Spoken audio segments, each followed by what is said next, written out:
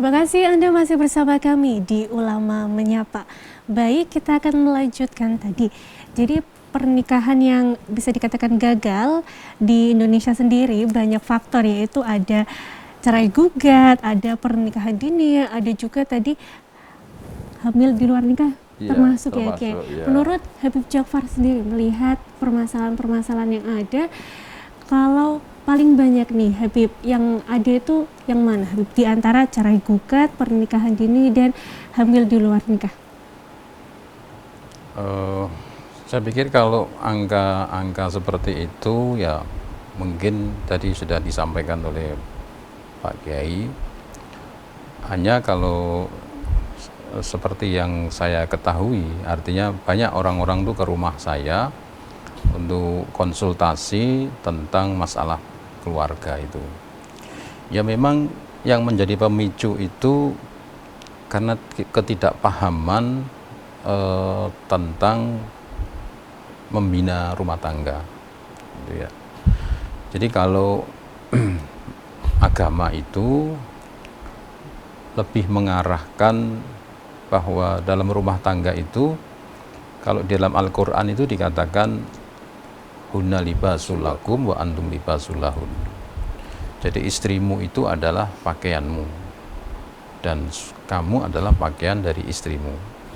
Nah, kalau kita berbicara soal pakaian ini kan harusnya kita sadar kalau orang Jawa mengatakan ajining rogo soko busono, gitu ya.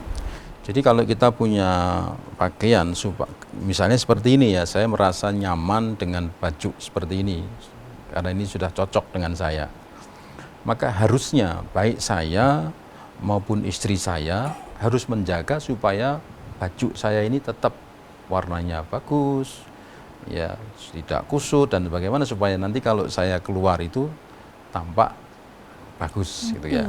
Jadi artinya saling menjaga itu bagian dari apa yang disebutkan dalam ayat tadi, bahwa istrimu adalah pakaianmu dan kamu adalah pakaian istrimu.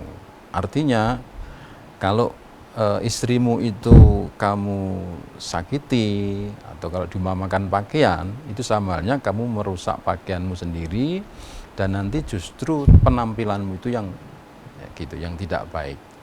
Jadi kalau setiap rumah tangga itu menggunakan akalnya, pemikirannya, bagaimana supaya bisa sakinah mawaddah warahmah, maka ikutilah aturan-aturan di dalam agama. Petunjuk-petunjuk dalam agama itu harus diikuti langkah-langkahnya, termasuk pendidikan awal. Pendidikan awal itu agar laki dan perempuan itu bisa menjaga diri, begitu, bisa menjaga diri.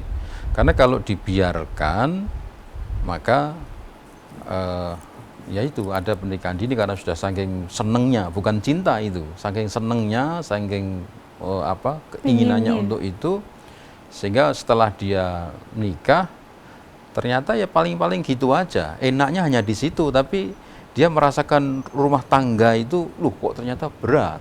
Anak-anak muda itu begitu, harus begini, harus begitu, yang biasanya bebas keluar ini nggak boleh keluar, ini jadi masalah. Akhirnya mereka itu dengan gampangnya tadi itu, oh sudah pisah aja lah itu.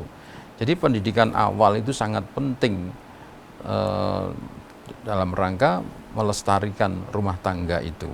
Itu saya pikir seperti itu. Nah ini BP4 ini, beliau inilah yang bertanggung jawab untuk membina rumah tangga yang sakinah di di Jawa Tengah ini. Apalagi beliau ada data-data seperti itu.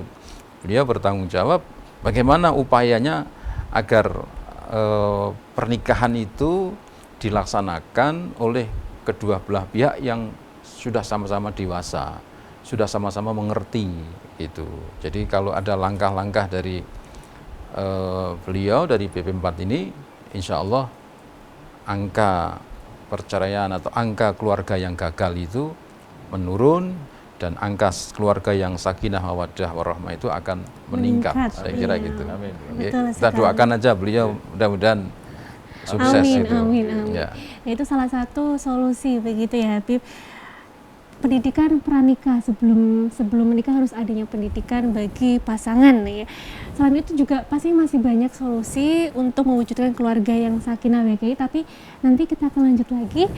Baik pemirsa TVku, jangan kemana-mana, tetap di Ulama Menyapa.